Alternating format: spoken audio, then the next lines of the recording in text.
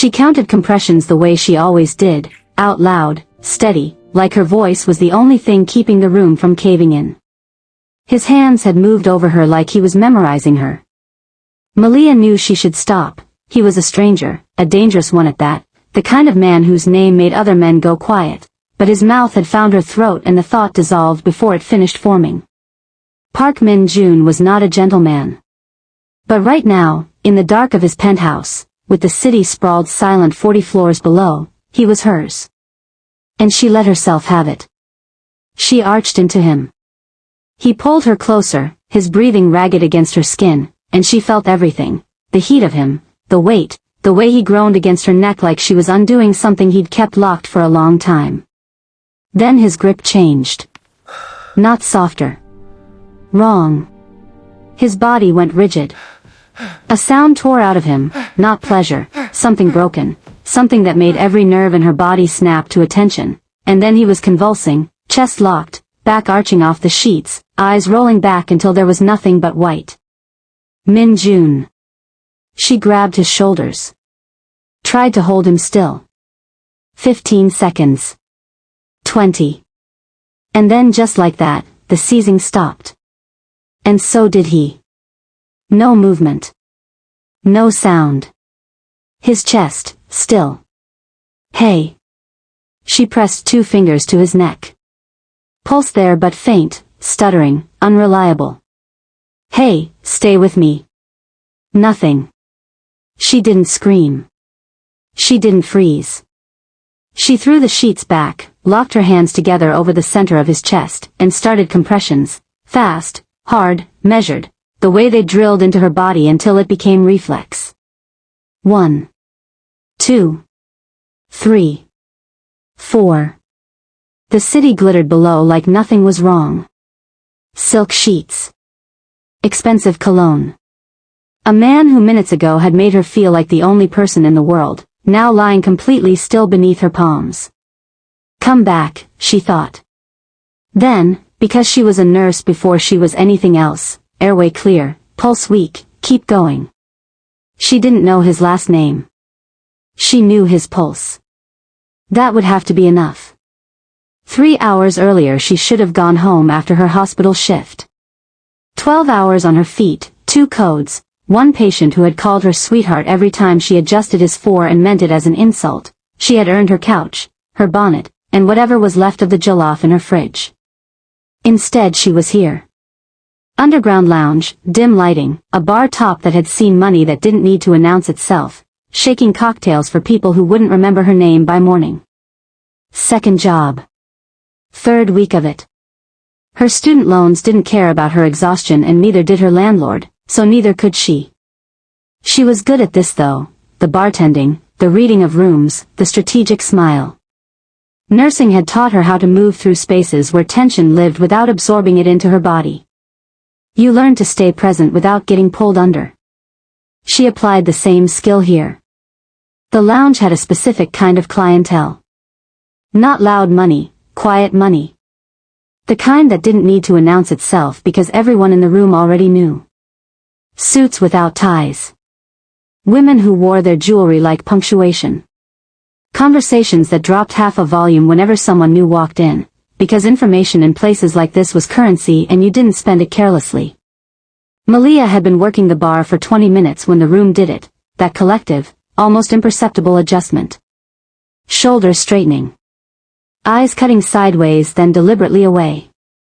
The energy didn't spike, it tightened. She looked up. He walked in like he already knew the layout. No hesitation at the door, no scan of the room, just movement, clean and certain, the way men moved when they had never once in their adult life been told to wait. Dark suit. Nothing flashy. A face that was structured and serious and gave absolutely nothing away. 2 men flanked him at a distance, close enough to be intentional, far enough to give him the illusion of being alone. He said something to one of them without turning his head and the man nodded and melted back toward the entrance. He sat at the far end of her bar. She already knew his name. The bartender before her shift had leaned in when she clocked in and said exactly 4 words. Park Min Joon is coming, with the energy of someone issuing both a warning and a prayer. She'd heard fragments since. That's him. The Park son. Don't stare. Be cool. She was cool. She walked over at her own pace. Not slow enough to be disrespectful, not fast enough to be eager.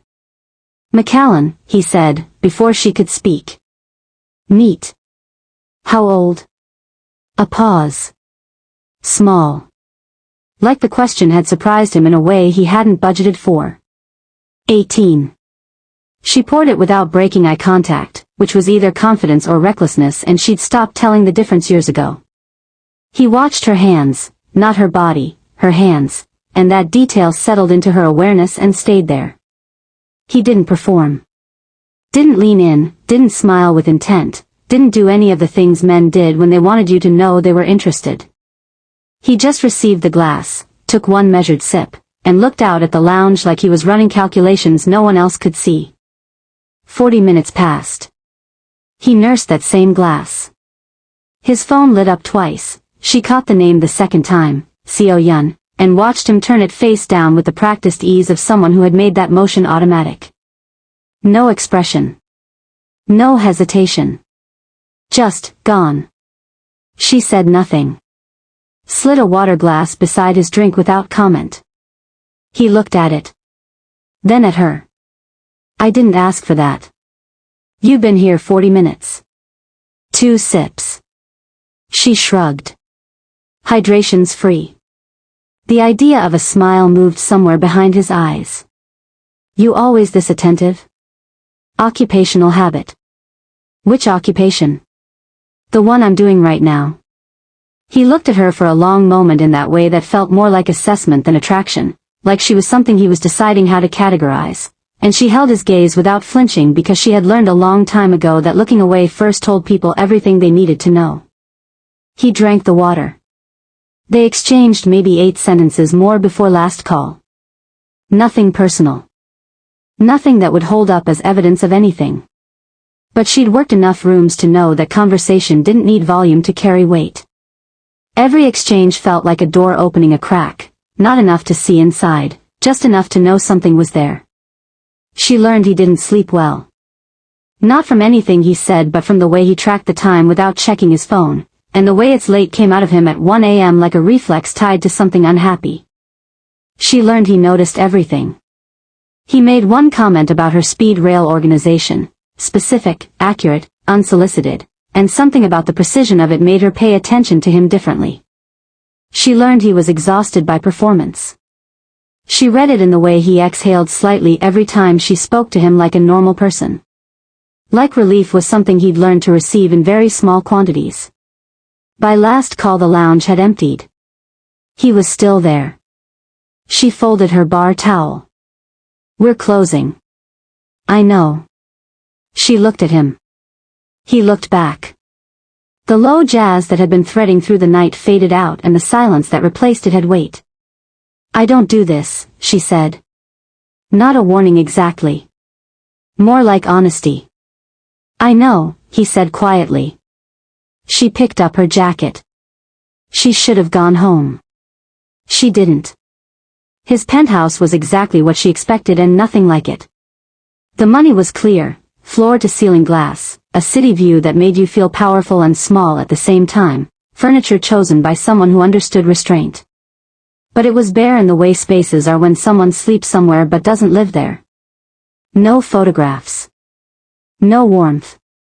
A single jacket folded over a chair by the window like he'd dropped it and forgotten it existed. She stood in the middle of it. He stood a few feet away. They were both being honest with themselves in the specific way that only happened at this hour. "You don't have to," he started. "I know," she said, and something in his face opened in a way she didn't think he meant to let it. She closed the distance. And the city watched, indifferent, as Park Min Joon, man who owned rooms, who made men go quiet, who turned his fiancée's name face down without blinking, came completely undone. Right up until he didn't. Back to her hands on his chest. The compressions. The counting. 1, 2, 3, 4. Come back, she thought. Come back. The first thing he did when he came back was grab her wrist. Not aggressive. Desperate. His fingers closed around her arm like she was the only solid thing in the room, and he was still figuring out if the room was real. His eyes opened slow, confused, then focusing, then landing on her face with an expression she couldn't fully name. Not embarrassment. Something older than that. Something that looked like a man seeing the thing he'd spent years trying to prevent. Hey. Her voice was steady. Nurse voice. The one that lived below panic. You're okay. You're with me.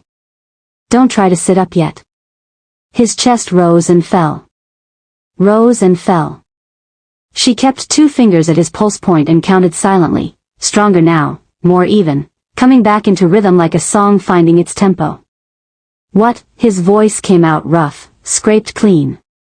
You seized, she said. Simply. No cushioning. And then you stopped breathing for about 15 seconds. I did compressions. You're back. He stared at the ceiling.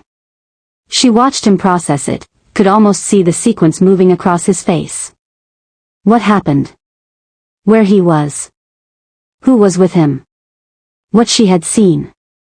That last one landed the hardest. She could tell. How many people did you call? The question came out flat, controlled, like he'd reached for his composure and found just enough of it. None. His eyes moved to her face. I don't have my phone on me, she added. It's in my jacket. I didn't go for it. Something shifted in him at that. Not relief exactly, more like the careful, reluctant loosening of a fist. Can you tell me your medical history? She had moved without thinking into the cadence of an intake assessment, not because she was being clinical for distance but because this was how she helped people and right now he needed help. Any diagnosed conditions? Medications? Previous episodes? Silence. Min Joon. I don't go to doctors. He said it like a fact, not a confession. She looked at him. That wasn't what I asked. He was quiet for another moment. Then, my heart. He said it the way people said things they had never said out loud before, carefully, like the words had sharp edges. I've known something was wrong for about 2 years. I haven't dealt with it. Why not? Because dealing with it meant telling people. She didn't push on that. Not yet. She understood it in the way she understood most things people did out of fear, not logically, but humanly. Has this happened before? Not like this. A pause. Chest pain. Shortness of breath sometimes. Once I blacked out for a few seconds but I was alone and I told myself it was exhaustion. Maliya kept her expression even. On the inside she was thinking several things at once, all of them serious. But she had learned that when people were finally telling you the truth after a long time of not telling it, the worst thing you could do was react in a way that made them regret starting. Does anyone know? She asked. Anyone around you? No. The people who came with you tonight? No. She nodded slowly. Reached over and retrieved her jacket from the floor, pulling out her phone. Not to call anyone, she turned the screen toward him so he could see. I'm looking up a cardiologist. One I trust. You're going to make an appointment. He looked at the phone. Then at her. You're giving me instructions. I'm giving you the option of doing this the easy way. She held his gaze. The hard way is the next episode happening somewhere you're not as lucky. A long silence stretched between them. The city outside was beginning to lighten at its edges, that particular gray that came before sunrise that made everything feel both exposed and suspended. Hyunwoo Cardiology, she said. Dr. Song. He's discreet. Good reputation. Private practice. She set the phone down on the bed beside him. You can make the call yourself. I won't be in the room. He hadn't moved. He was still watching her with that expression she kept failing to fully categorize, like she was a variable he hadn't accounted for and he wasn't sure yet if that made her dangerous. Why are you helping me? he asked. She paused in the middle of reaching for her dress. Because you needed help. You don't know me. I know your pulse. She said it the same way she had thought it during the compressions, not as a romantic thing, just as the truth. Tonight that was enough. She dressed with her back to him. Not out of shyness, they were long past that, but because she needed a moment where he wasn't looking at her while she put herself back together. Physically and otherwise. Her hands were steady. They always were, even when the rest of her wasn't. She had good hands, her supervising nurse had told her that in her first year. You have good hands, Maliya. Patients feel it. Calm transfers. She felt him watching her when she turned back around. He had pulled himself upright against the headboard, sheet across his lap, and he looked different. Not diminished exactly. But unwrapped. Like whatever exterior he maintained out in the world had been set aside, not by choice, and he hadn't yet figured out how to reassemble it with her still in the room. She picked up the cardiologist's information and set it on the nightstand beside him. Eat something before you take any aspirin. Drink water. Don't be alone today if you can avoid it. Maliya. She stopped. He didn't say anything right away. Just her name sitting in the air between them. Then, thank you. Quiet. No performance in it. Nothing managed or constructed. Just 2 words from somewhere real. It landed differently than anything else he'd said all night. She nodded. Picked up her bag. And walked out into the gray beginnings of morning. She made it to the elevator before she exhaled. Pressed the button and stood there in the hallway and let herself feel, for exactly the duration of the ride down, all the things she had not allowed herself to feel in that room. The fear that had moved through her hands during the compressions. The strange intimacy of watching a man like that come back to himself. The part of her that had sat beside him on that bed not just as a nurse but as something less defined and more complicated. The elevator opened to the lobby. She walked out into the city. She told herself she wouldn't think about him. She told herself that on the way to the bus stop, and on the bus, and in the shower, and lying on her back staring at her ceiling as the morning came fully alive outside her window. She told herself. She didn't think about him. That was what she told herself for 4 days straight, and she was almost convincing. She worked her shifts. Double on Tuesday, a half-day Wednesday that turned into a full one when 2 nurses called out sick. She moved through the hospital the way she always did, focused, efficient, present in the way the job demanded. Her patients got everything she had. That was the deal she had made with herself a long time ago. Whatever was happening in her personal life stopped at the unit doors. It worked. Mostly. It was the small moments that got her. Checking a patient's pulse and feeling her fingers remember the specific weight of his wrist. Charting vitals and thinking, briefly, against her will, about the sound his breathing made when it came back. The way his chest had risen under her palms like something returning from a long distance. She shut it down every time. Efficiently. The way she shut down most things that threatened to take up more space than she'd allocated them.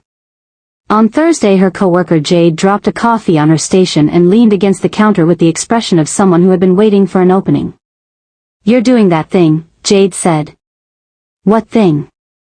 "The thing where you're present but you're not here." Jade tilted her head. "What happened?" "Long week." Maliya. "Long week, Jade."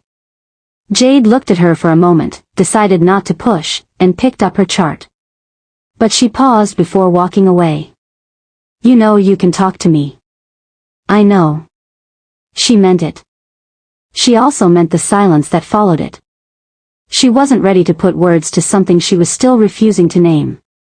Friday night she was back at the lounge. She'd considered calling out. Held her phone for a full minute thinking about it. Then put it down and got dressed because her reasons for being there hadn't changed and she wasn't the kind of woman who let a situation make her smaller than she was. She needed the money. She would go. She would be fine. She was fine. Right up until 11:47 p.m. when the room did that thing again, that collective tightening, that drop in volume, and she looked up from the glass she was polishing and he was there. Same quiet entry. Same unhurried movement through the space. But this time he came directly to the bar. No pause, no scan. Like he'd already known exactly where he was going before he walked in. He sat down in front of her. She set the glass down. They looked at each other for a moment that lasted slightly longer than it should have. "You came back," she said. Even. Unreadable. "You're surprised." "I didn't say that." "You didn't have to." He settled into the stool. "McAllen?" 18. Neat. She was already reaching for the bottle. "I remember everything." She poured. Slid it across. And then, because she was Maliya and she had never once in her life let discomfort make her avoidant, "How are you feeling?" "Better." A pause. "I made the appointment." Her hands stilled on the bar. "Dr. Song," he said. "Next Wednesday." He watched her face as he said it like he was measuring her reaction. "You seemed like someone who would want to know." She did want to know. That was the problem. "Good," she said. Simply. And then, because the clinical part of her brain couldn't help itself, "Any episode since?" "No. Some chest tightness yesterday morning." "It passed." "How long did it last?" 3-4 minutes. "Did you sit down?" "I was in a meeting." She looked at him. "I stepped out," he added. "Good." A small silence settled. Not uncomfortable exactly, more like two people deciding simultaneously how honest they were willing to be. He spoke first. "I wanted to say more than I said." "You said enough." "I said thank you." That was the right thing to say. It wasn't everything I wanted to say. She looked at him steadily. "Min Joon." "Maliya. I'm going to ask you something and I want you to answer it straight." He nodded once. "The name on your phone." She held his gaze. "Seo Yun." With the ring emoji. "Who is that to you?" Something moved across his face. Not evasion, more like a man deciding to stop carrying something alone. He picked up his glass. Set it down without drinking. "She was someone I cared about," he said. 3 years ago. We were together, genuinely, not for any reason except that I wanted to be. And then she made a choice that ended it. A pause. For me it ended there. But our families had already aligned certain things. Business. Alliances. The kind of arrangements that don't dissolve because two people stopped working. Maliya was quiet. Listening the way she listened to patients, fully, without preparing her response while they were still talking. "So you're engaged," she said, "to someone you're not in love with." "I'm engaged to someone I don't know anymore." He looked at her directly. "There's a difference." "Is there?" To her. That landed. She could see it land. He didn't look away from it. "No," he said finally. "Probably not to her." Maliya exhaled slowly. She appreciated the honesty. She also knew exactly what honesty in a situation like this cost, not him, but her, if she wasn't careful. She had been someone's in-between before. Had let herself believe that complicated meant temporary and that temporary would resolve itself into something clean. It hadn't. And she had spent a long time after that learning to recognize the shape of that particular door before she walked through it again. "I'm not asking you to make sense of it," he said, quieter now. "I'm not asking you for anything. He stopped. And in the stopping she heard something she hadn't expected from a man like him. Uncertainty. Real, unmanaged, unperformed uncertainty. "I haven't been able to stop thinking about that night. Not the way you might think. You were calm. When I came back. You looked at me like I was worth the effort of coming back to. I don't know if you understand what that is for someone like me." She did understand. That was the problem. She understood it in her chest before she understood it in her head, and she had learned the hard way that when your chest moved faster than your head you needed to slow down and not the opposite. "I have to finish my shift," she said. He nodded. "But you can stay until closing if you want." She picked up her towel. "And you can drink your water this time without the attitude." Something happened to his face then. Not a full smile. She was starting to think full smiles weren't something he gave easily or often.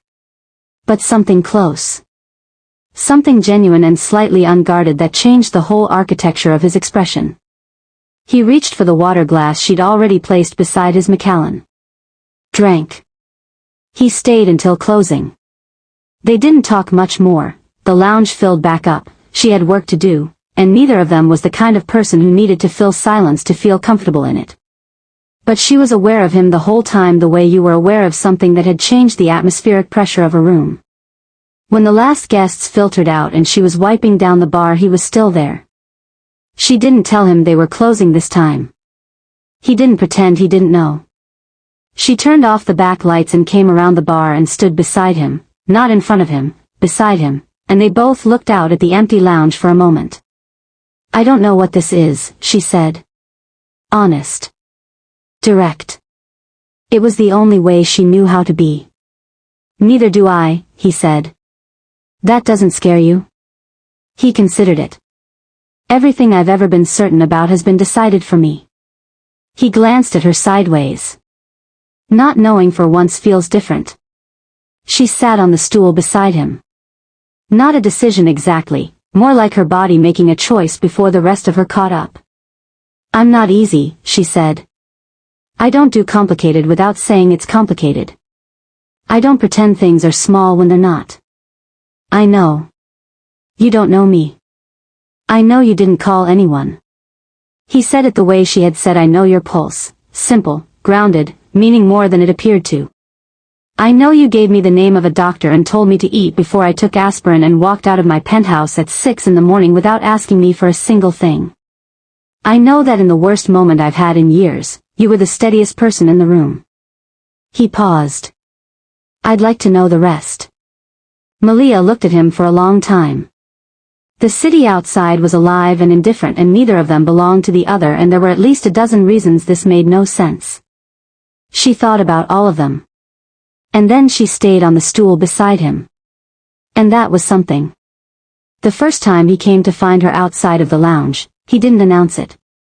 She was sitting on the low wall outside the hospital on her lunch break, container of rice in her lap, earphones in, watching nothing in particular. The afternoon was gray and unhurried, and she had exactly 22 minutes before she had to go back inside, and she was using every single one of them to just be still. She felt him before she saw him. Not in any dramatic sense, just that awareness, the specific shift in atmosphere that she had started to associate with him. She pulled one earphone out and turned her head, and he was there, standing a few feet away in a dark coat, hands in his pockets, looking at her with that expression she had finally found a word for. Careful. He looked at her carefully. Like she was something he didn't want to get wrong. "You know where I work," she said. Not accusatory. Just noting it. "I know where you work," he confirmed. He didn't apologize for it. She appreciated that. A man like him pretending he didn't have access to information would have been insulting to both of them. "I have 18 minutes, she said. "I know." He nodded at the wall beside her. "Can I sit?" She moved her bag. He sat. Not too close. Close enough. He looked out at the street the way she had been looking at it, and for a few minutes neither of them said anything, and it wasn't uncomfortable. It was the kind of silence that meant two people were genuinely at ease rather than just waiting for their turn to speak. "How was the appointment?" she asked eventually. "Wednesday was the appointment. Today is Thursday." "I know what day it is." The corner of his mouth moved. "It was more serious than I let myself believe." He said it to the street, not to her. Dr. Song used the phrase "you're lucky to be alive" approximately 3 times. Maliya nodded slowly. She had expected something like that. Had been carrying the expectation of it quietly since the night of the penthouse, the way she carried difficult things, present with it, not crushed by it. He gave me medication. A monitor to wear for 2 weeks. And a list of things I need to change. He paused. He also asked me how I ended up coming to see him. I told him a friend referred me. She glanced at him sideways.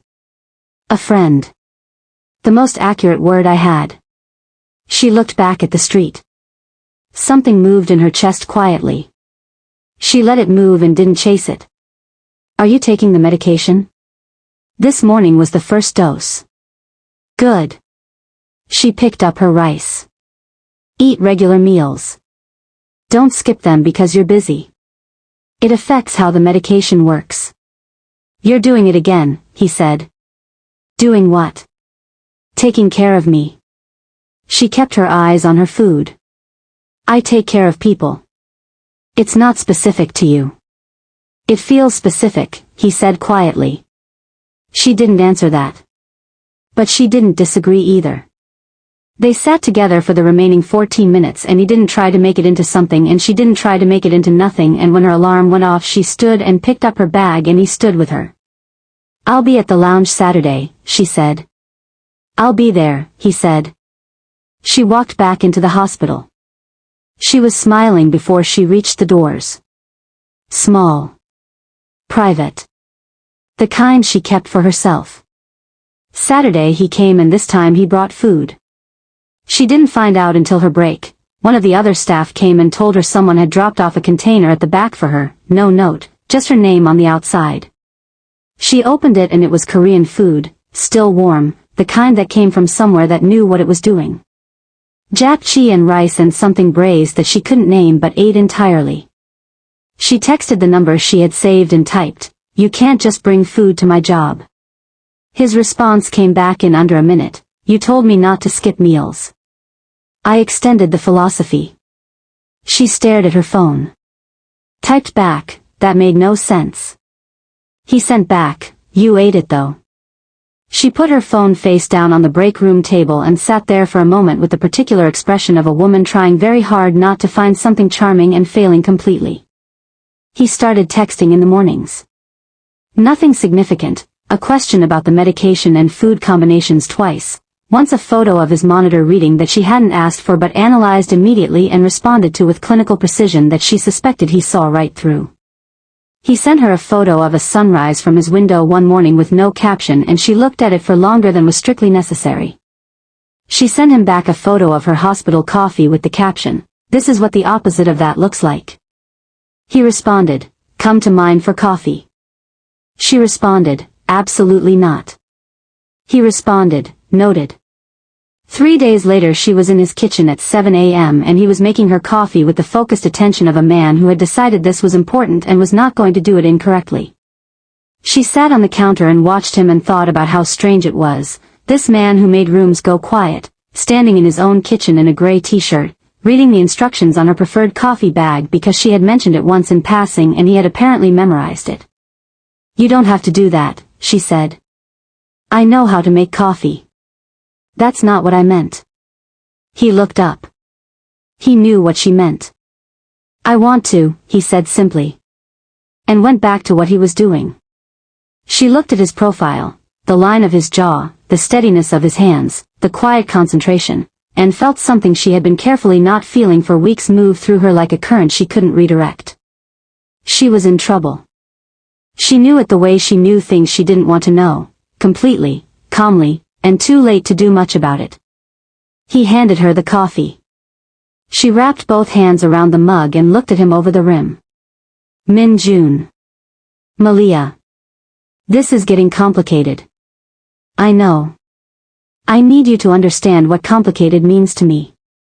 It's not, I don't use that word lightly. I've done complicated before and it cost me in ways I'm still paying off." She held his gaze. "So when I say complicated I'm telling you something real."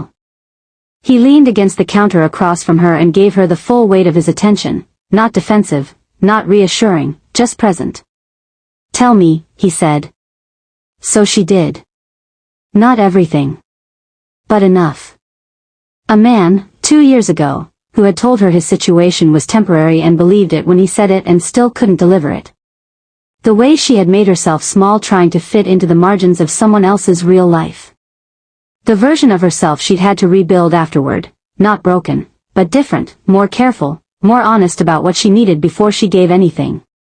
He listened the way she had listened to him at the lounge, completely, without assembling his response while she was still talking. When she finished he was quiet for a moment. "I'm not going to tell you I'm different," he said. "You don't have enough information yet to believe that, and I don't have enough history with you to earn it. What I can tell you is that I don't do this." He gestured between them, the kitchen, the coffee, the morning, all of it. "I don't bring people here. I don't text anyone good morning.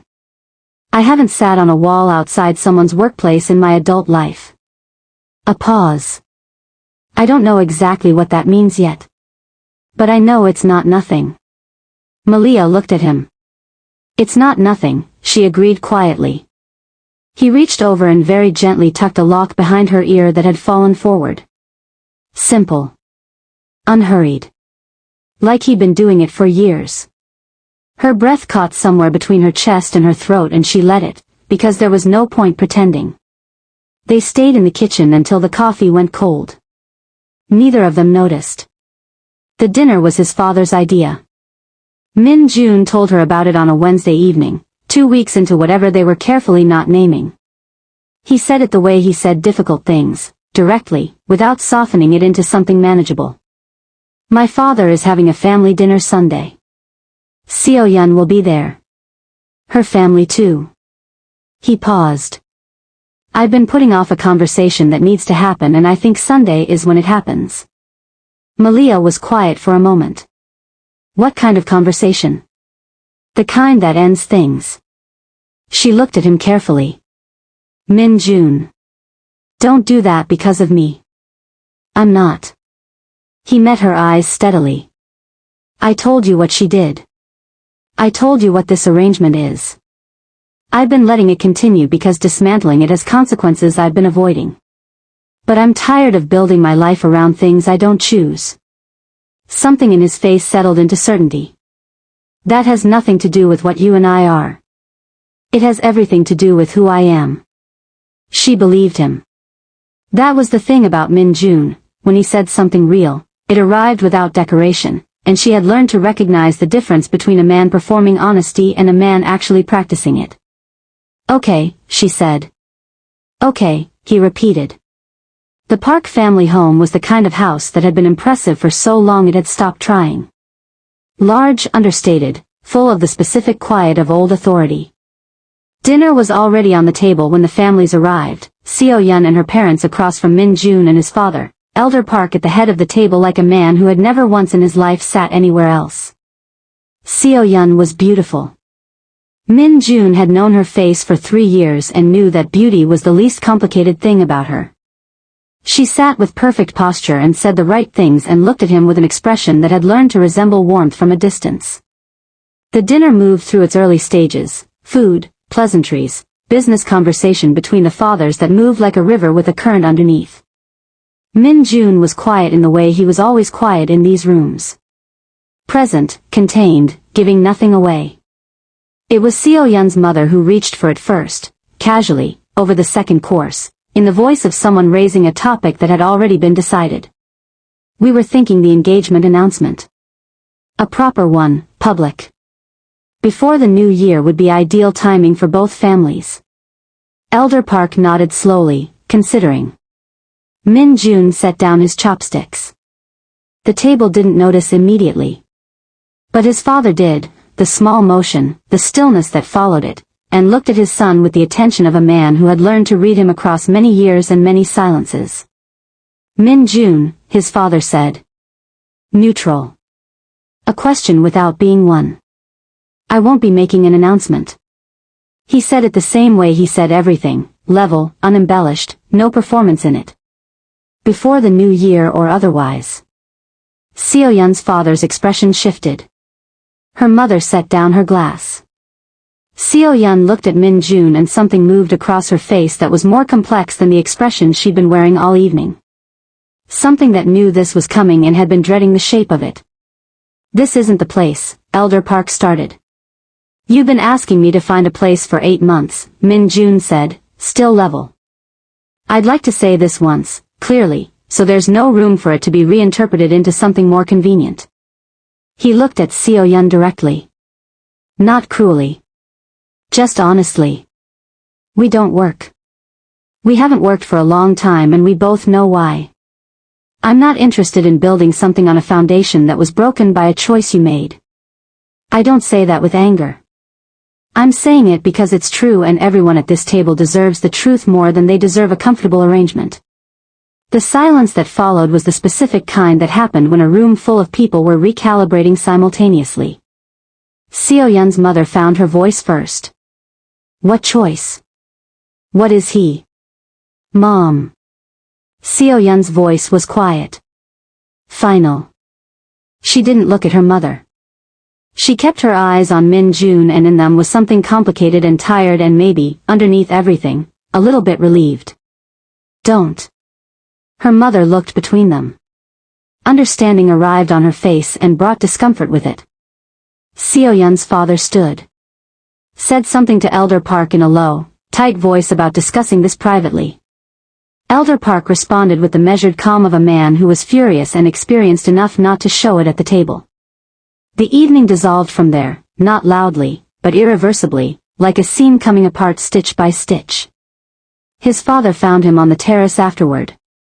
The guests were gone. The house was holding the specific silence of aftermath.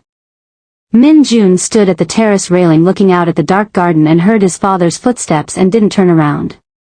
Elder Park stood beside him. Said nothing for a long moment. You humiliated that family, he said finally. I was honest with that family. In my house. At my table. You've been asking me to resolve this for almost a year. Min Joon turned to look at his father. I resolved it.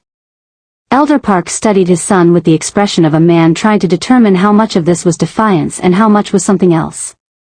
He had known Min Joon long enough to know the difference. His son was not reckless. When he moved it was because he had decided, completely, and the deciding had already cost him something. What happened to you? His father said. Not an accusation. A question. Min Joon looked back at the garden. I almost died 3 weeks ago. The silence that followed was different from the one at the dinner table. This one had weight. What do you mean? His father said carefully. My heart. He said it the same way he'd said it to Maliya, like words with edges, handled slowly. I've known something was wrong for 2 years. I didn't deal with it. 3 weeks ago my body stopped giving me the option of not dealing with it. He exhaled. I'm on medication now. Seeing a cardiologist. It's serious but it's manageable if I'm not an idiot about it going forward. His father was very still beside him. 2 years, Elder Park said. Yes. You told no one. No. Min Joon. His father's voice had changed. The authority was still there but underneath it something older and less composed had surfaced. Why? Min Joon considered the question honestly. Because telling you meant becoming someone who needed something. And I didn't know how to be that person in this family. His father was quiet for a long time. When he spoke again his voice was lower. Stripped of the dinner table register, the patriarch register, all of it. Just a man talking to his son in the dark. Who was with you? When it happened. Someone I trust. Who? Min Joon looked at his father. Someone who saw me at my worst and didn't run. Didn't call anyone. Didn't use it. A pause. Someone who made sure I was still here and then told me to see a doctor and walked out without asking for anything in return. His father absorbed this. A woman. Yes. Not Seo-yeon. No, he said it without apology. Not Seo-yeon.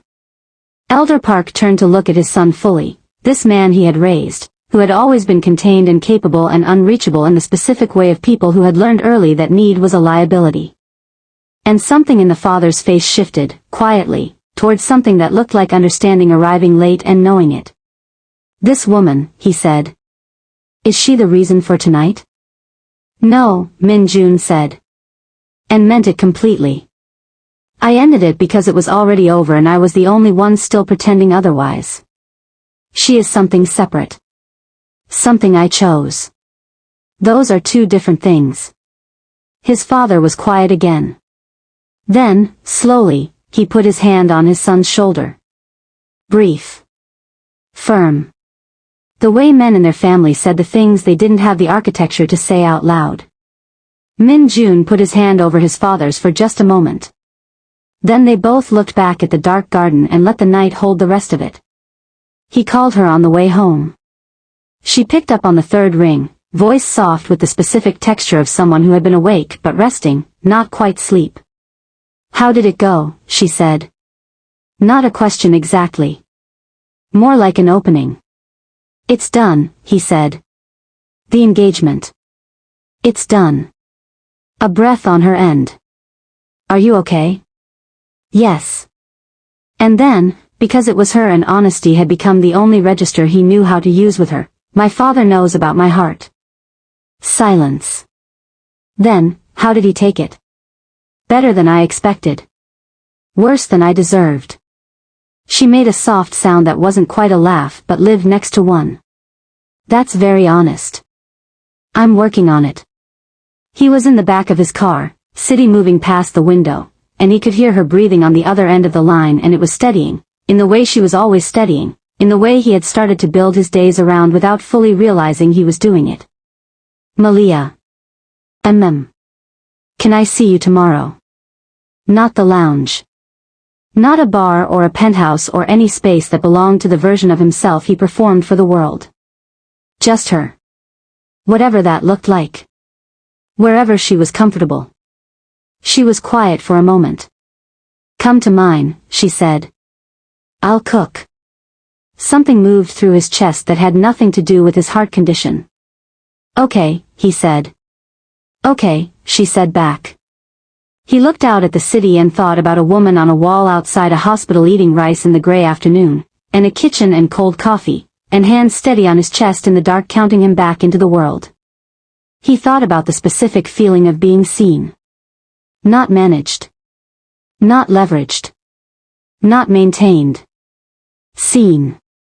And he thought, quietly, without ceremony, the way he decided all the things that actually mattered to him. I'm not letting this go. She had cleaned her apartment twice before he arrived, which she refused to acknowledge as nervous energy and filed instead under basic hospitality. Her place was nothing like his penthouse.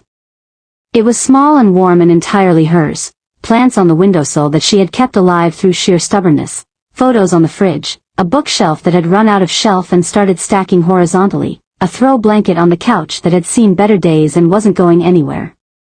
It smelled like the jollof she had started an hour ago and the candle she had lit and then almost blown out because she didn't want it to seem like she had lit a candle. She left the candle.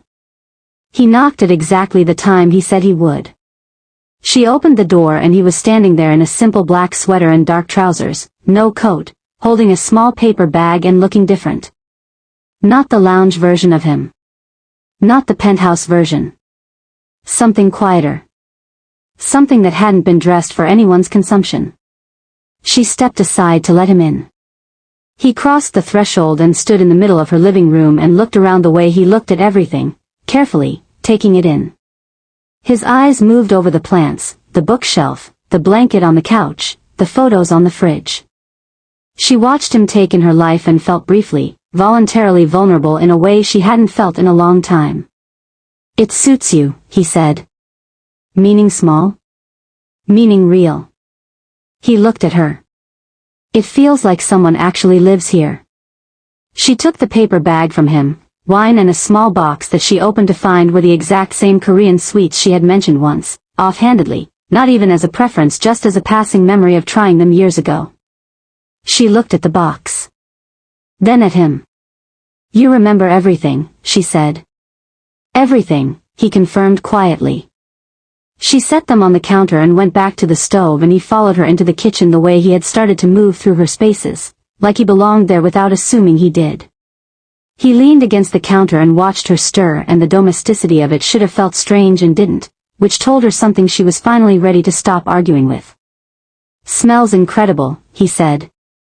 "It should. I've been cooking since 4. You started at 4? I said what I said."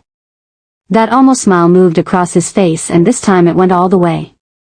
A full smile, unhurried and unguarded, the kind that changed his whole face into something younger and softer and so genuinely beautiful that she had to turn back to the stove for a moment to collect herself. She made him set the table. He did it without complaint, finding things where they were without asking, moving through her kitchen like he was paying attention to all of it. She watched him from the corner of her eye and thought about the first night she had seen him, the way the lounge had adjusted for him, the weight he carried without appearing to carry it, and then looked at him now, in her small warm kitchen, folding her slightly mismatched napkins with complete seriousness. She loved him. The thought arrived without announcement, the way true things did, and she stood with it for a moment, not frightened, not running, just present with it. Okay, she thought. Okay. They ate at her small table by the window with the city doing its quiet Friday night thing outside and the candle burning between them and the wine open, and it was easy. That was the word. Easy in the way that nothing about how they had started was easy, which made it feel like something earned. He ate with the focused appreciation of a man who had been eating alone for too long. He told her it was the best thing he'd eaten in months, and she told him that wasn't a high bar given what she'd seen in his refrigerator, and he laughed, actually laughed, full and real, and she stored the sound of it somewhere private. They talked about everything and nothing. She told him about a patient who had made her laugh that week. He told her something about his work, not the dangerous edges of it, just the weight of leading something, the loneliness of decisions that couldn't be shared. She listened. He listened. Nobody performed. After dinner he helped her clear the table without being asked, and she washed and he dried, and they stood side by side at her small sink in comfortable silence, and she thought, This is the thing I didn't know I was missing. When the kitchen was clean he turned to her and she turned to him, and they were close in the way the kitchen made them close, and neither of them moved away. He reached up and tucked a lock gently behind her ear, his fingers grazing her cheek, slow and deliberate. Except this time he didn't pull his hand back. He cupped her face and looked at her with those careful eyes and said her name like it meant something. "Maliya." "I know," she said softly. "I want to say it anyway." She waited. "I don't know how to do this perfectly," he said. "I know how to run things and manage things and hold things together. I don't know how to be someone's. I haven't let myself be that in a long time. Maybe ever." His thumb moved gently across her cheekbone. "But I want to learn how. With you. If you'll let me." She looked at him for a long moment. This man who had walked into a room and owned it. Who had hidden a broken heart, literally, physically, from everyone around him for 2 years. Who had sat on a wall outside her hospital and brought food to her job and memorized her coffee order and the name of a candy she had mentioned once. Who had told his father the truth. Who had ended something dead so he could stand here, in her kitchen, with nothing performing and nothing managed and nothing between them but what was actually real. She closed the small distance between them and kissed him. Not desperate. Not urgent. Just warm and certain and unhurried, the kind of kiss that wasn't a question anymore. He exhaled against her mouth like he'd been holding something in for weeks and pulled her closer, one hand at her waist, one still gentle at her face, and she felt him, really felt him, not the Mafia boss, not the man the room adjusted for, just him. Steady and warm and entirely present. When they pulled back she stayed close, her forehead resting against his. "I'll let you," she said quietly. He closed his eyes briefly. Opened them. And looked at her the way she had apparently needed to be looked at for longer than she realized, like she was someone worth every complicated, inconvenient, unplanned moment it had taken to get here. Outside the city moved on indifferently. Inside her small warm apartment with the dying candle and the empty wine glasses and the bookshelf that had given up on order, Park Min Joon held Maliya like he intended to keep her. And she let him. Because some things didn't need to be complicated anymore. Some things just needed to be true. And this was true. She saved his life the night they met. He ended an engagement, told his father the truth, and showed up at her door with wine and her favorite sweets. And somewhere between a penthouse and her small warm kitchen, between compressions in the dark and cold coffee at dawn, between everything complicated and everything real, they found each other. If this story moved you, share it, save it, and tell me in the comments, what moment got you the most? Backhand index pointing down, medium dark skin tone.